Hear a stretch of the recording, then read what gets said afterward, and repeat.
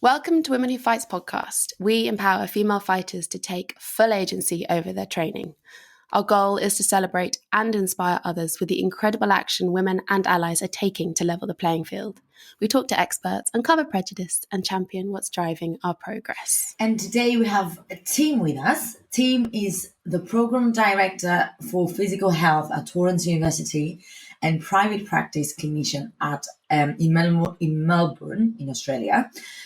Tim is currently a PhD candidate where he is researching the link between physical activity and persistent pain, supporting more people to lead physically active lives. Woohoo!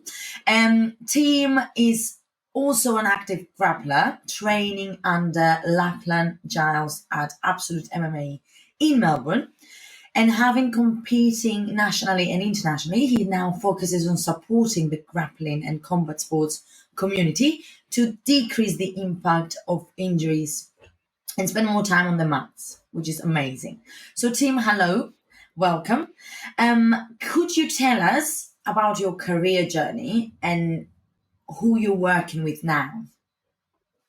Sure. Well, firstly, thank you very much for having me on. Really excited to talk to you both about everything kind of injury and performance and grappling and combat sports today. So thank you for that, for the invite. My background, British, if you can hear the accent originally. Graduated back into 2003, did a sports therapy undergraduate degree, and that took me down a path of working a bit in private practice, I actually went back into academics pretty soon, went back to the university that I graduated from to start some teaching, which was a fantastic experience, and they put me through some postgraduate training in education, and then I thought I'll just take a gap year, go out to Australia for a bit, take a bit of a sabbatical, and I'll come back in a year and carry on. That was about 5 years after graduation in 2012.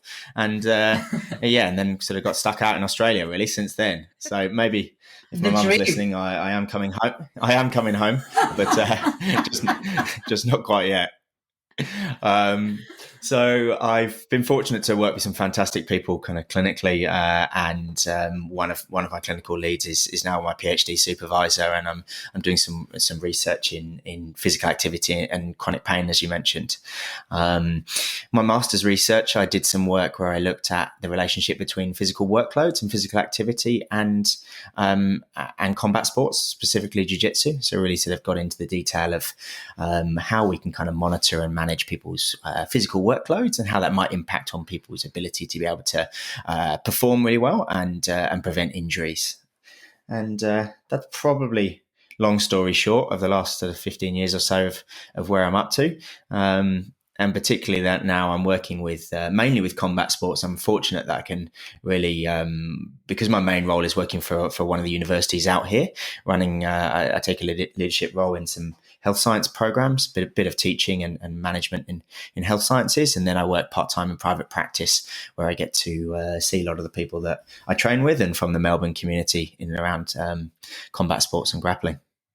Wow. Are there many people who are focusing so much on grappling around you, or are you quite unique in that? I think I'm two of the black belt coaches at our gym. Lachlan and Giles are both physiotherapists, but jiu-jitsu has kind of taken over their lives since they're both kind of ADCC competitors, and I think they have a little bit less time for that, so they're getting a few more people bumped my direction, which is really cool of them to help me out a bit. And there are a few people sort of starting to get involved a bit more with it, but certainly it's few and far between at the moment, and certainly people who have got a real kind of passion, training and competing themselves to really understand the sport, as we know kind of how important that is. We've probably all been to various different healthcare practitioners that when you're trying to explain jiu-jitsu or grappling or going to your doctor, it's not a great experience. I'm not sure how well you can trust some of that advice. They think you're crazy. They do. They think you're crazy, and they just tell you to just rest until you're completely better, which is ridiculous. They're like, so you should probably stop doing that thing that keeps hurting your knee. You're like, no, different answer. Different answer, please. Let's try and work around it, maybe. Yeah, exactly. Yeah, for sure. And so, as mixed martial arts is so niche, have you seen different approach to the mentality around training? What's so different? Yeah, I think we're probably a unique bunch of people that are drawn to combat sports and jiu-jitsu in a good way, unique.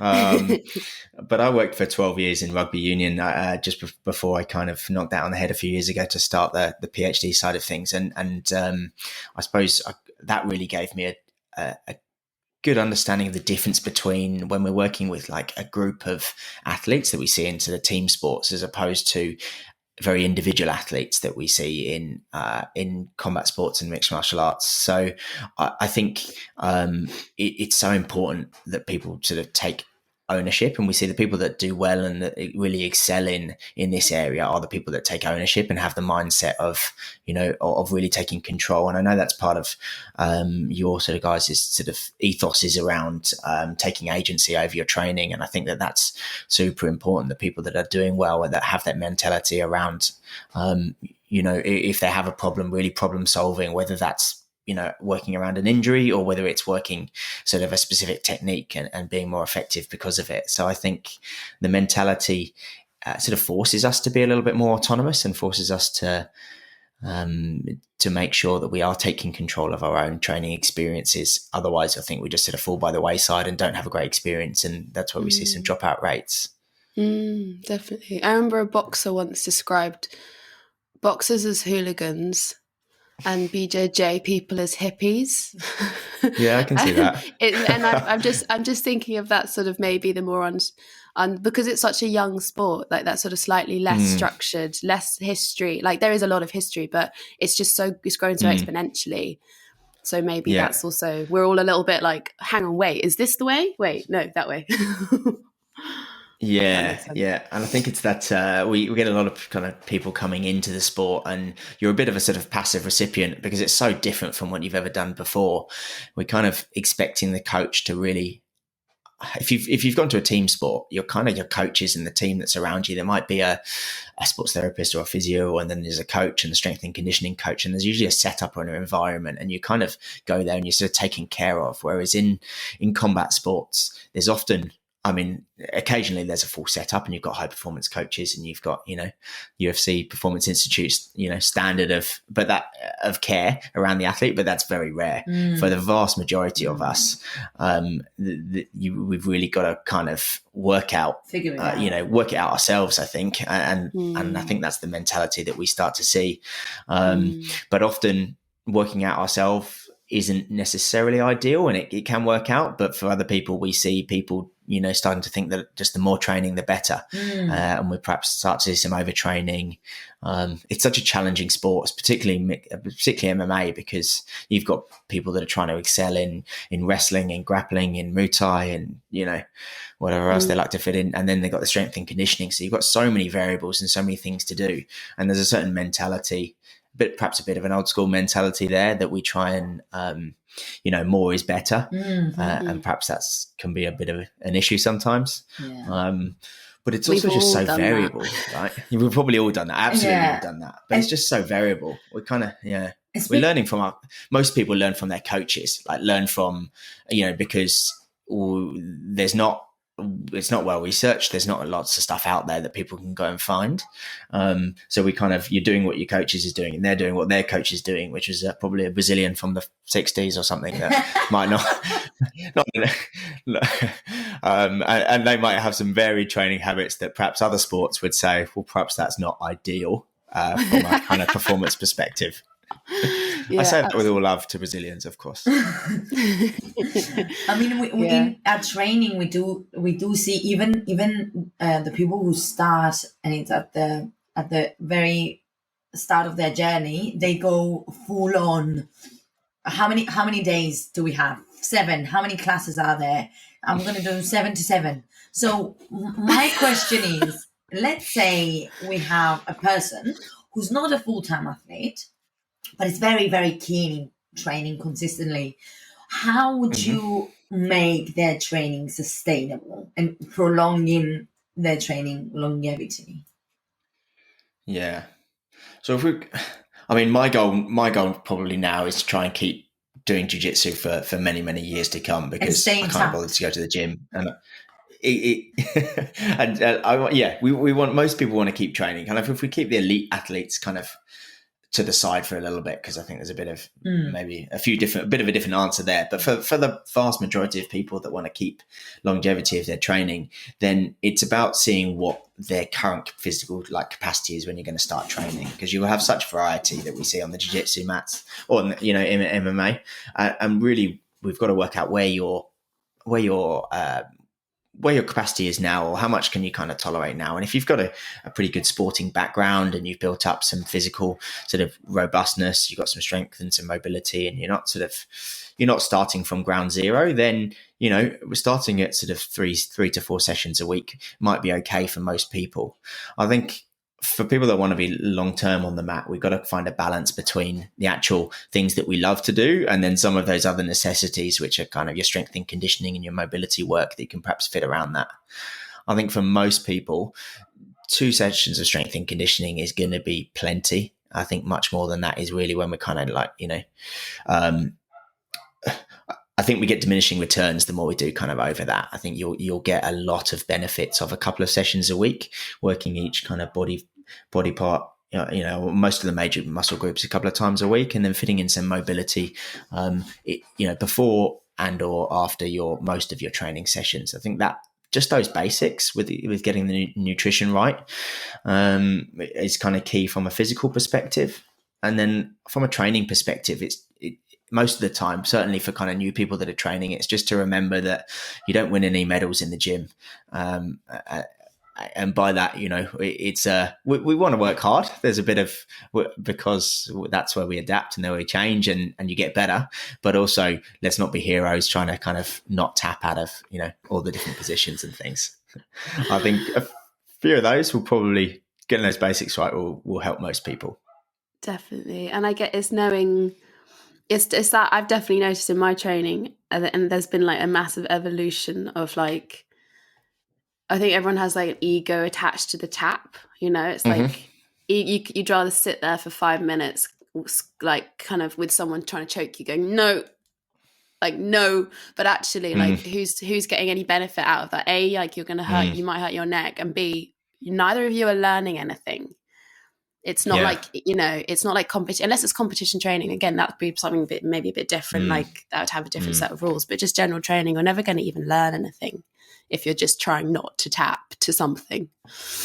And there's always a bit of learning, isn't there, in the early stages of that, and particularly when you're probably a little bit less coordinated with some of the movements at the start, it's probably even more important that we, because it takes a bit of learning, doesn't it, of when you're really in danger. So when you can fight out of a Kimura or an omoplata or some sort of position, when you're relatively safe by your body position, but it takes time to learn really where your sort of body is in that position. When you're upside down and feel like you're inside out and whatever else is happening, then, it's probably okay a little bit later down the track and as you're more of an experienced grappler. But certainly in the early stage, just tap and go again is kind of that early advice.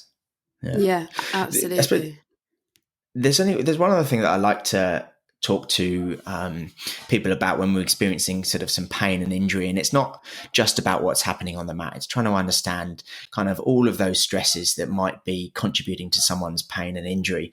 And there's a sort of quite a nice kind of cup analogy that I like to use, and a hat tip to a Canadian physiotherapist and chiropractor called Greg Lehman, who kind of originally came up with this. But it essentially describes having a glass of water or a cup as representing us. So if we imagine we're the cup, and the cup is our ability to be able to tolerate certain stresses and loads. So the size of that cup, and inside that cup and the water would be all of the different variables which contributes towards stresses for you. So it can be psychological stresses, it can be physical training stresses, it could be sort of biomechanical stresses, or it could be anxiety or poor sleep patterns or poor nutritional habits. All of those sorts of things will sort of fill up our cup.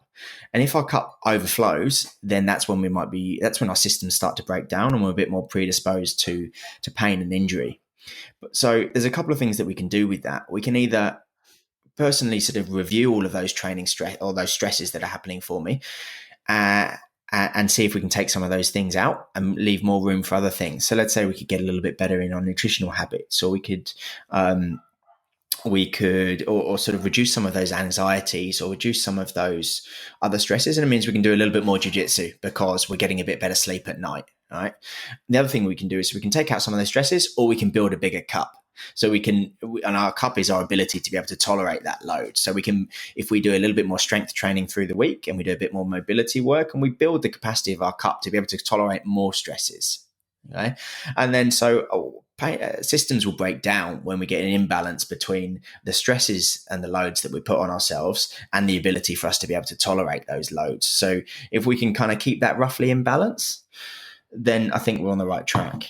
And stresses are super important because we need stresses to adapt, right? We need all sorts of psychological and physical training stresses because that's when we get better and we get more robust. But we just need to keep that in balance. And if we really sort of think about all those stresses that are happening for you, and just, I think that's a nice way that we can kind of think about pain and injuries and how we can balance that.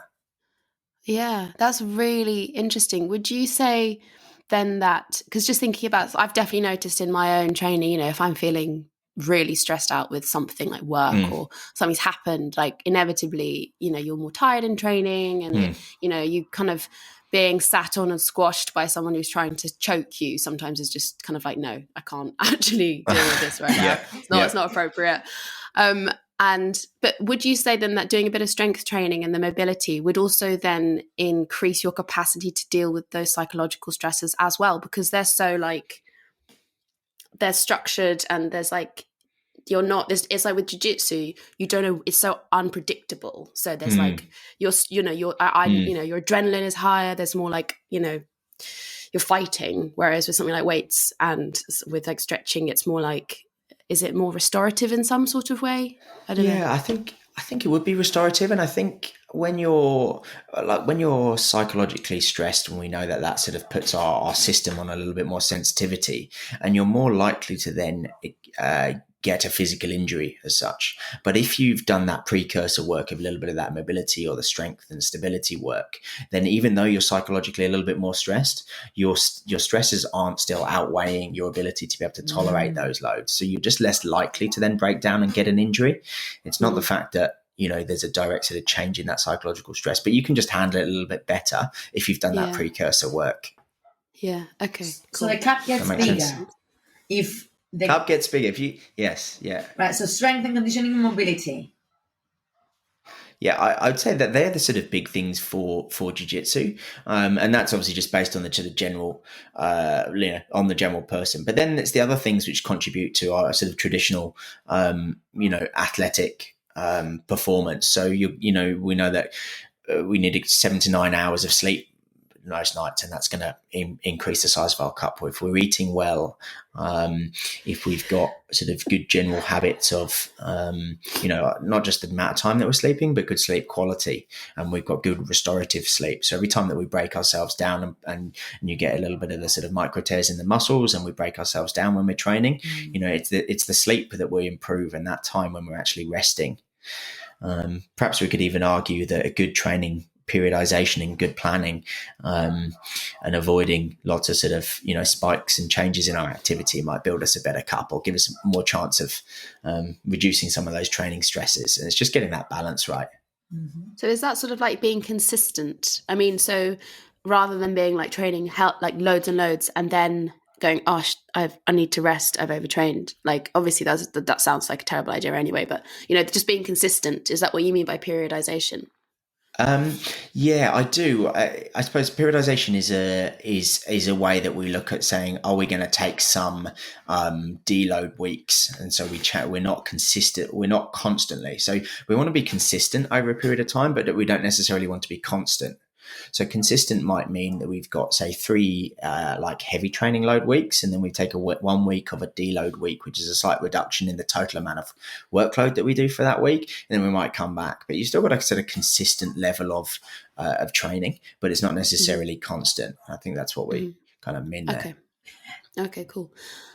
And also, if there's a fight, so is this what a fight camp would look like then? Intense training, and then which is consistent, and then you change to something lighter before and after the main event. Yeah. Yeah, and I think that's probably the problem particularly for MMA people. So we'll probably go on to talk a little bit about what kind of we mean by workloads, because it's a bit of a kind of, it's a term that I've done a bit of research in, but it might be a bit of an unknown to some of the people listening, is kind of workloads. And then maybe we can define a little bit of what we mean by workloads, and then we can sort of talk about how MMA guys might be able to manage that. So traditionally we would define someone's workload that they're doing as both the sporting and non-sporting stresses that are applied to a person. So we've mentioned a few of what some of those might be. And then we look at how we can actually measure those. Because it's one thing to know, okay, there's all these stresses that are happening to me, but how can we measure them kind of in athletic populations? And what we're probably not doing very well yet in combat sports is monitoring our training loads and how much we're doing.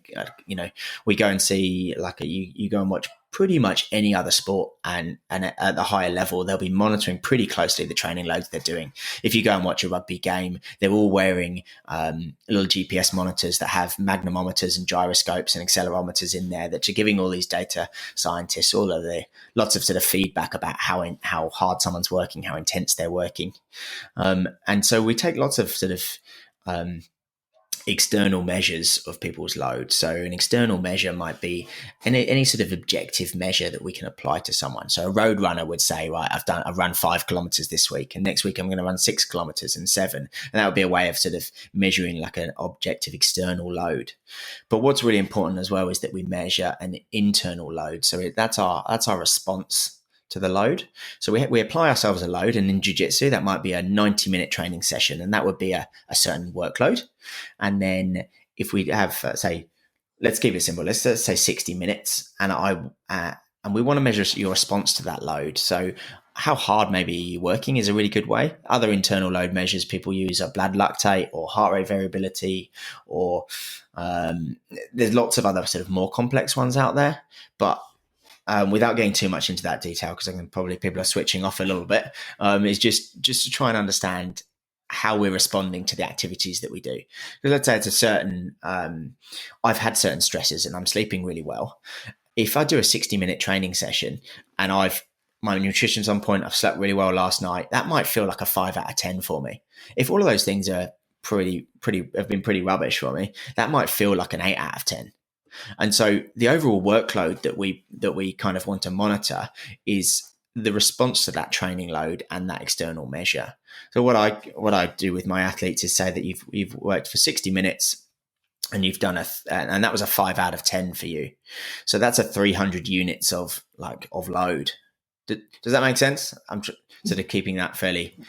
So 300 units of load, and that would be one training session.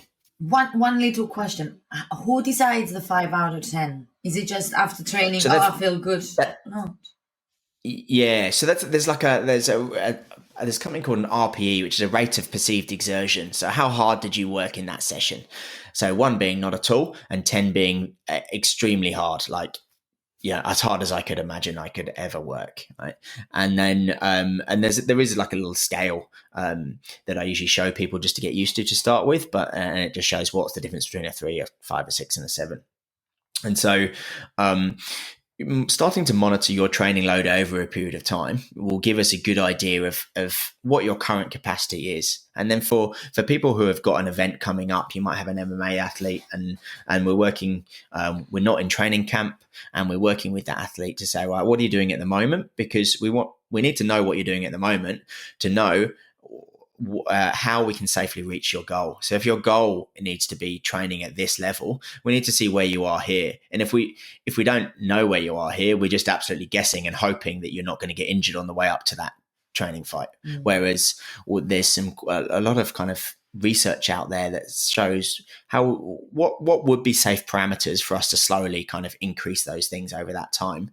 And the earlier we start the training camp, obviously the better, because the quicker that we ramp up our training loads towards where we need to be, the more chance we are that we're going to break down. And so it's kind of like a snapshot of very quick sort of monitoring system. And the way that we sort of measure over that time whether someone's likely to break down is looking at what's my total load have I done this week? So I've done 4 grappling sessions that were 300 units each. I've done I've done a striking session. I've done whatever it is, and I might have 5,000 units of workload this week. What I want to do is compare that to my average of my workloads over the last 3 weeks before that.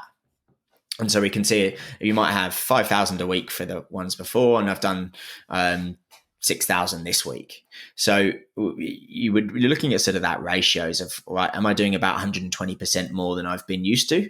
And we know that if we spike more than about 130% of what we're used to, of what we're more likely to break down. Mm-hmm. With the caveat of that's in a lot of other team sports.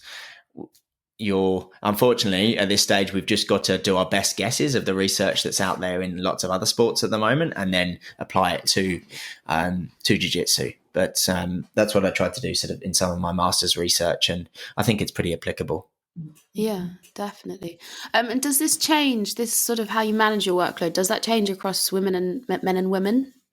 Well, what the beauty of of making sure that you take an internal measure and an external measure is knowing that we know at certain times when the hormones are fluctuating at different times of the month in females, they might find a training load more difficult or easier in certain times, right? So you at a certain time of the month, you will say that, okay, that was actually an 8 for me, whereas it was a 7. So that's factored into the training load.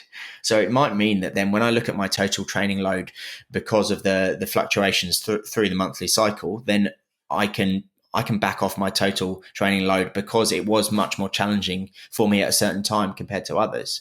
So it's not so much that we would monitor it differently for males and females, but I think that there's a good appreciation of some of the sort of differences in terms of how people will perceive effort and training loads at different times. Definitely. I know that experience. One little question: would you be keen in collecting data from like chest wraps or arm wraps for the heart rate, or would that not work, do you reckon? Look, heart rate's an interesting one because you can do that. I think some people in jiu-jitsu use chest straps. Some people use kind of like, you might have seen people using the Whoop devices. They're becoming a little bit more popular now. So I've started playing around and training with those, and they have the like armbands, which are pretty, sounds like a Whoop commercial, but they're probably one of the only things that I've found in jiu-jitsu that you can actually train pretty with. Rough and heavy and go full ball and actually train with, and they don't really get in the way. Whereas everything else tends to get in the way. It's a nice to have, but if you're often what we do, and the reason why I got into load management was because we often play around with the 1%ers. We want to know what's the best way to do this sort of massage for recovery, or what's the best way to like that. What sort of heart rate variability do we need? If you're not doing the cornerstones of tracking your just your workloads over time and seeing how that varies, then all of the other stuff is, you kind of, in my opinion, you're wasting your time. Like we've got to do the foundations first, the most important things, which is tracking how much we're doing and not doing too much too soon, and not doing activities that our body's not prepared for. If we're doing that, then fine, then we can start playing with the other things and the heart rate and looking at those other bits. But for me, it's kind of, it's not as important. So, I mean,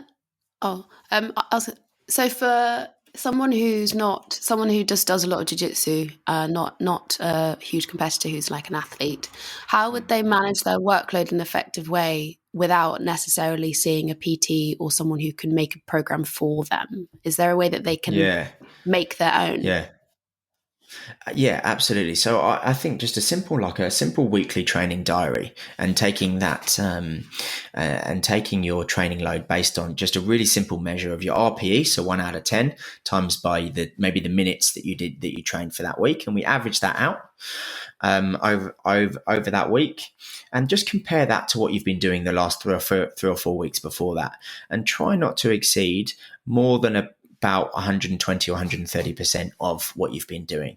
Simple way of tracking that yourself. It's really not too complicated to work out. It is a good is a good option. And the other thing that I really encourage people to do is just keep a simple wellness diary in that week as well. So how to, like, on a scale of 1 to 5, how well are you feeling today? And if you're tracking 2 to 3 days below what your average kind of wellness is, then perhaps just look at backing off training a little bit, because we know that when we start to get niggles or we're just feeling a little bit stiff and sore, then that can increase our chance of injuries. And that's pretty well sort of backed up in the literature now, that a wellness score is linked to, likelihood of injury, and we should just be listening to our bodies a little bit more. Yeah. I mean, because I'm a bit of an advocate. For me personally, I like to just listen to my body and see. Yeah. I'm like, am I in a place where I can train well? But then I was talking to someone about how they much prefer using something like Whoop, because then they don't have to worry about it or something. Is there a point where which could be more effective? I don't know, because it's Whoop's an interesting one, isn't it? Because have you woken up and gone, I feel absolutely crap, and then it's saying me I've got a 95 recovery score, and I'm like, no, definitely not. Or the opposite. Last night, and I went to bed at 2 a.m. Or the opposite. Yeah, exactly. So, I think it's nice to see, and I'm only about 3 months into it, so I'm still getting, I'm still forming an opinion, but I absolutely think listening to your body is key. And I think just by taking a wellness score, you are just making sure that you are checking in with yourself each day. So it's just a bit of an accountability to check in with yourself and write that down. So you are making sure you do check in, have a little think, how am I doing today? And then we write that down, and you've got, and you are then essentially checking in with yourself. Cool. And so we're talking about injury a lot, and how do we avoid the boom and the bust? How do we avoid that? Or is this part of the workload management system?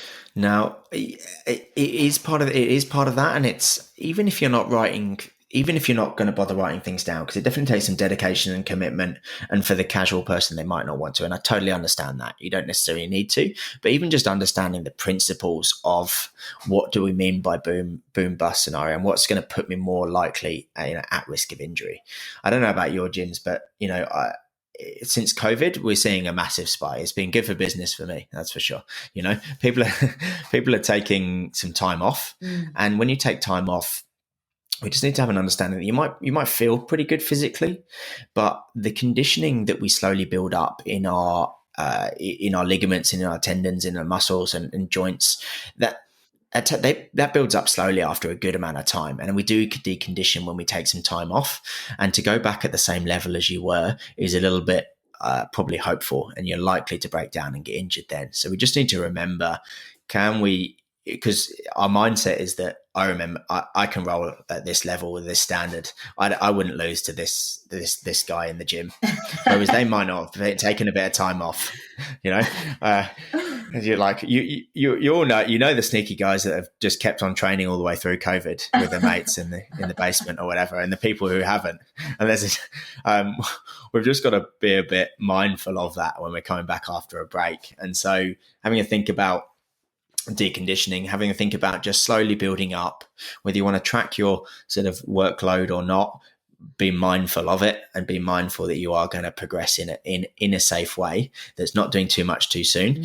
And I think you'll be okay.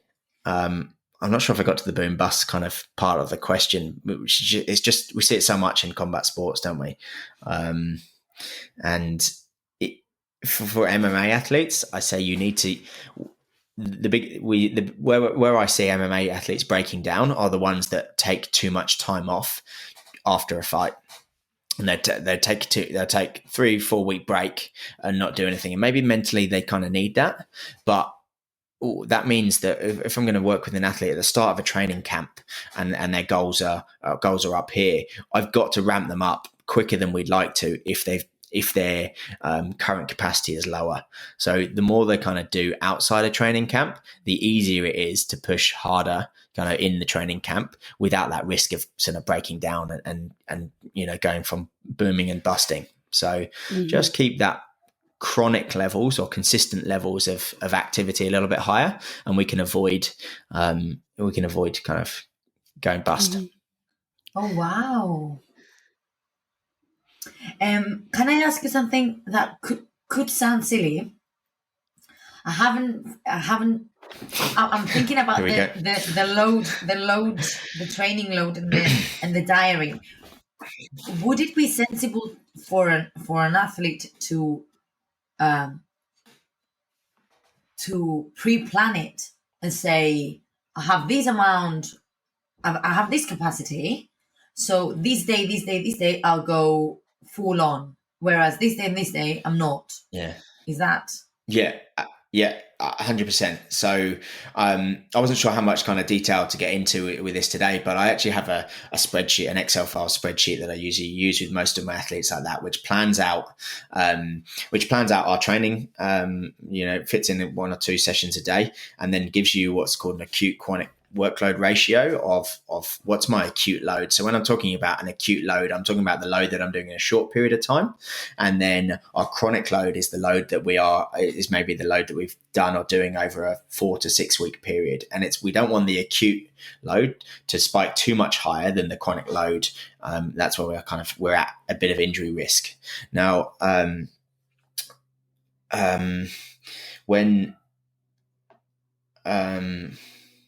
I feel like I'm going off a tangent. I can't remember. Can you tell me your question again? Yeah. I'm really sorry. My understanding was after the training, you say that was an 8 for me. Yeah. You do I'm back. Yeah. You can edit that bit. So when athletes are looking at forward planning, so we can plan backwards, and then we can think, well, what have I done? And I know that I'm fairly safe right now, but that's only really useful if I can forward plan my training loads. So what you can do is to say, right, well, I know I'm going to be training 4 days next week. If I do this, this is going to be quite a light, easy session. I know I'm doing that. I reckon it will be about the 300 units because it's a pretty light session. Whereas I know I'm going hard there. That's a 600 session.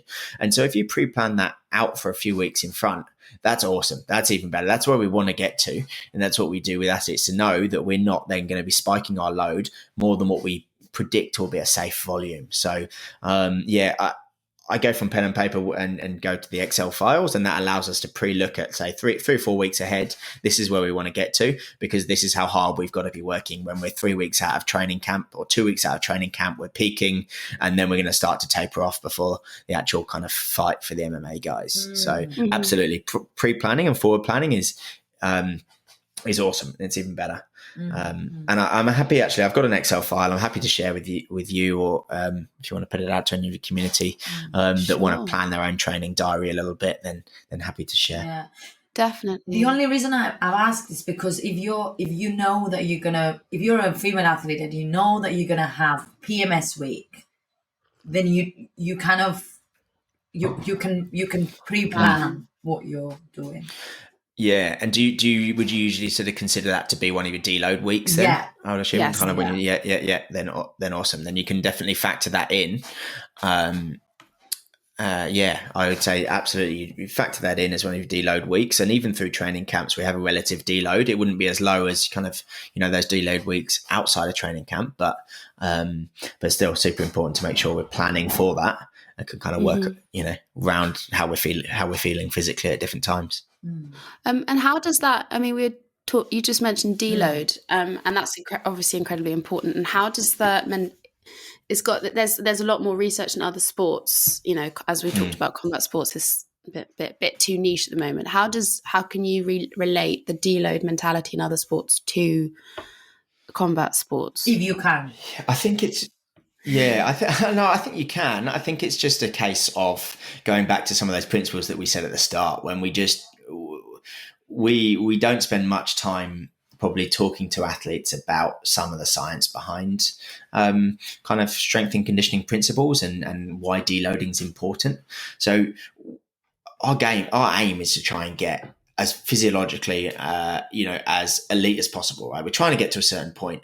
And we know from lots and lots of literature that when we're not consistently pushing our pace to the limit, if we actually back off a little bit, that's when we can get better adaptation, because if we're training too hard all the time, we don't get those adaptations because we blunt some of those mechanisms, which cause us to get faster and stronger and more powerful and all those sorts of things that we're trying to get to. Whereas if we can just sort of probably educate the grappling and combat sports community around the importance of balancing that training and the stress and taking some time to deload, then perhaps we can start to change some of the mentalities of, go hard or go home every training session and trying to win every session, which isn't necessarily the best way. No, it's not. How would you deload sensibly? So usually, I mean, if we're monitoring our loading, then we can just take a 20 to 30% drop in the amount of training that you're doing, and then we can pick back up to similar within 10% of the week before the deload week would be a kind of sensible way to do it. But sometimes it's just a case of, right, I'm going to take a couple more training sessions off and I'm just going to spend a bit more time with the family, or I'm going to spend a bit more time with the children, or try and think about doing some of the other practices, which just switch off mentally from jiu-jitsu for a bit and perhaps not be there 5-6 days a week. So just have a relative time of switching off and then I think you'll appreciate coming back to the mats a little bit more, even though it's a relatively short deload. Yeah, okay. Can I ask a question that just popped in now? You're working with very high level, like Giles is top. Would these people go by the letter? Would they actually follow a plan, religiously, or would they? Yeah. Giles is a little bit more, I hope he won't mind me saying, he's a little bit more go by feel type of guy of how he's getting on. And he often sort of, when he's coaching, sometimes he'll take sessions off when he needs to, when his body's a little bit worn out from too much wrestling and other bits. And but he sort of, a little bit more kind of by feel and things with his training camps. But there's definitely a variety. People definitely attack it in lots of different ways. And so there is inconsistencies, whereas in other sports at that level, we just, from a coach's perspective, you wouldn't really tolerate the inconsistencies. No, this is kind of the way that we need to do it, rather than, because it is such an individual sport, and he's the head coach, and very well experienced with a PhD in physiotherapy, and he certainly kind of knows his own mind and things. I think where he's taking his focus is on the way that we train and the way that we sort of schedule different types of training sessions, and sort of mixing in strength and conditioning. Although he's not a big believer of that for himself. He certainly, probably Livia, his wife, is a big proponent of it, and if you're following some of her stuff, then she's doing fantastically well without an ACL, because of the commitment that she has to without an ACL. She had, so she's quite publicly had an ACL rupture and made the decision to progress without surgery, which is becoming more and more common. And I actually just working with a lady this morning with that very situation of a torn ACL from a graft from a couple of years ago, and we're going to go the conservative route and see how we get on. Lots and lots of evidence in other sports that the graft isn't necessarily the only way we need to go. There's certain precursors to say that, well, if you've got a lot of concurrent damage with the meniscus and perhaps some other stuff happening inside the knee, and the MCL might be torn as well, then surgery can be the right option. But more and more evidence is saying that we can. It's the rehabilitation side of things after the surgery, which is the most important bit. So can we just skip that bit of the surgery and go straight into that rehabilitation? And we're finding some really positive results. And someone like Livia who's fought at ADCC in the top of the level without an ACL. So lots of options there. And I'm working with a few people without, decided to go without ACL surgery at the moment, and they're doing great. Wow. Well, you gave us a really good pass. In the majority. I've got a couple that aren't, but, the majority are. You gave us a really, really good pass, because we really wanted to know what's the difference between men and women's injuries, common injuries. In general or in jiu-jitsu? In jiu-jitsu, yeah. Okay. If I just mention, like, in jiu-jitsu, I've got to talk anecdotally. We really don't have much research yet. So we don't have much research. So we've got a little bit of injury research from a couple of small scale competitions, but they're not really telling us very much yet, just because they're too small scale. So I'm going to talk anecdotally. We don't see too much difference between the men's and women's injuries that we wouldn't expect to see based in general populations.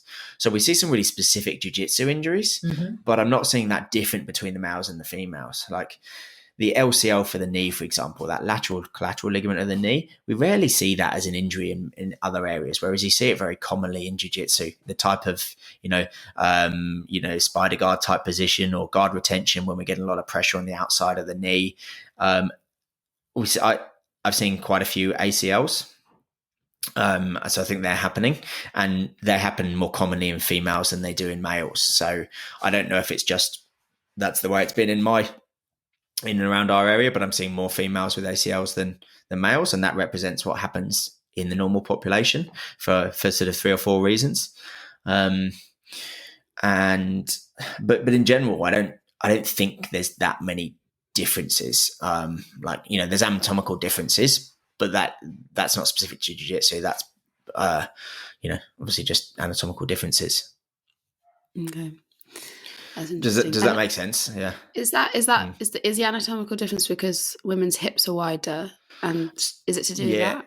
It's depending on if we're talking about the knees, then yes, the main reasons why women have more ACL injuries are their hips are wider, which means they've got a higher what's called a Q angle. The angle is more acute at the knee, which means it's more likely to be put into a valgus position or a bending in, like when the knee drives in, and that's when the ACL is at risk. The other anatomical difference is something called an intracondylar notch, which is a small bit of basically the bony area where the ACLs attach and go through. They're slightly different and slightly smaller on females, so there's less of the attachment site's a little bit weaker. The other sort of ideas are around obviously differences around estrogen and relaxin means that the ligaments are a little bit laxer. That's more kind of a chance of ligament injuries sort of in general. And then there's a few other ideas around neuromuscular control, rate of force development. There's just a little bit of sort of slightly slower, different firing patterns in females compared to males, which means that some of the dynamic stability of the muscles around the area might not keep the knee as stable as sort of the ACL alone. But they're just modifiable risk factors, and that we need to work with when we're working with those athletes. So that's kind of a few of the reasons as to why we think the differences are. Okay. Yeah, that makes a lot of sense. I think I've heard it before, but I didn't understand the whole thing. Yeah. And so when you come back to training after injury, it's funny, my partner's just had a knee operation, and so this is so applicable. And I've been really excited to talk to you, because coming back to training after injury is so, I mean, I don't know one person who hasn't come back too soon. I definitely have done it multiple times. And what kind of things do you need to consider, and how do you know when is appropriate? Like, how can you understand? I mean, it seems so much about listening to your body and being like, okay, clearly this isn't okay. But often, people have a huge passion for jiu-jitsu. There's that is such a big part of their mental health, their sense of well-being, their sense of being alive. It makes you feel incredible.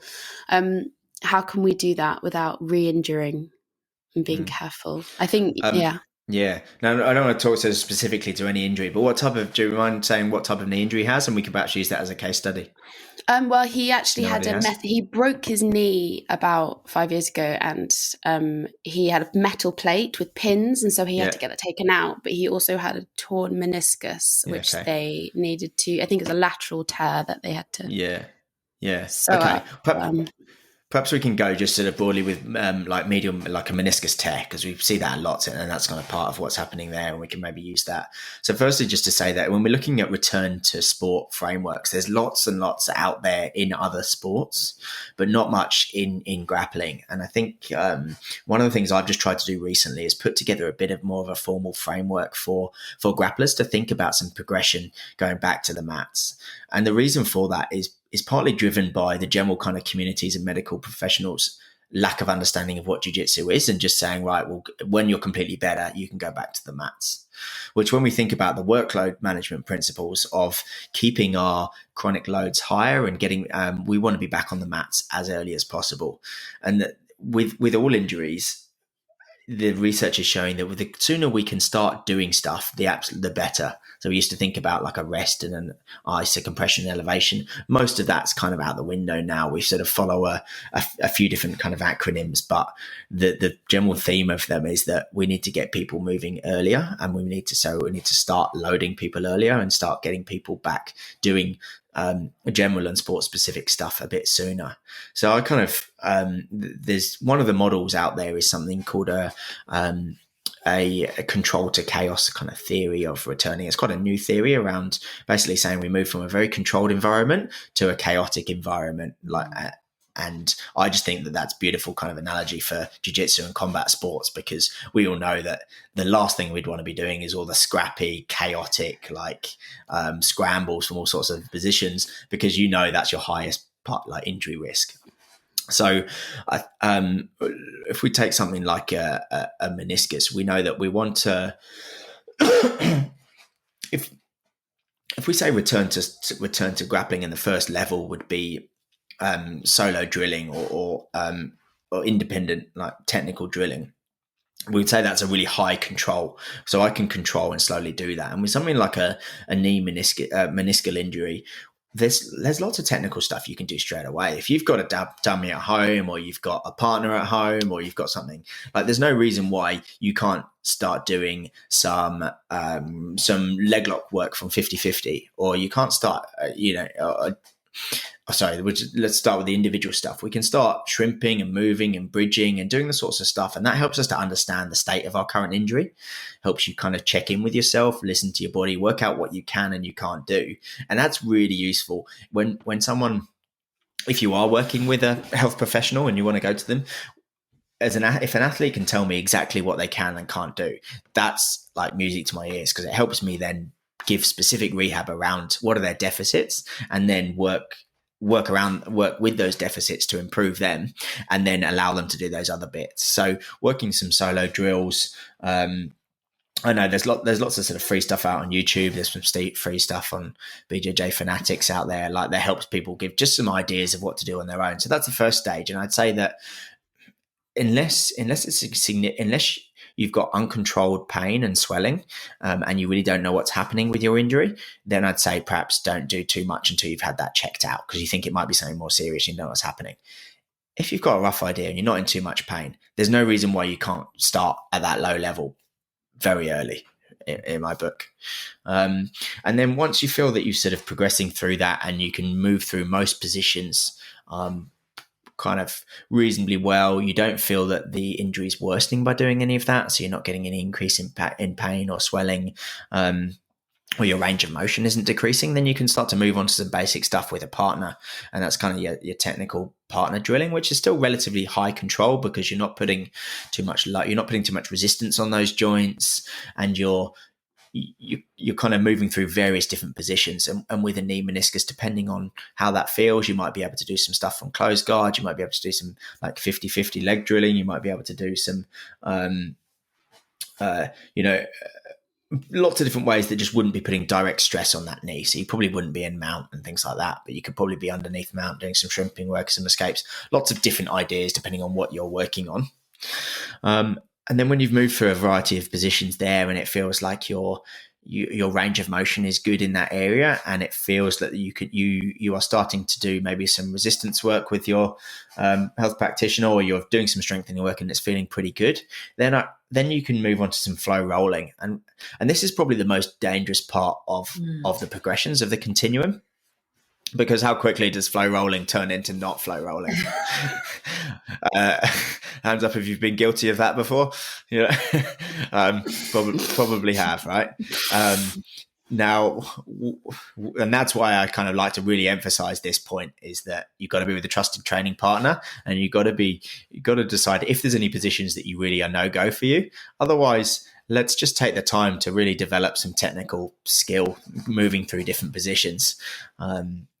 And flow rolling, but keeping it as a flow roll that can slowly build, but really should be building, very slowly. And obviously it depends on the extent of the injury and where it's at. But if that's progressing okay, you feel like you've got good, you're not getting any clicking or popping or giving way that we sometimes see with meniscal injuries.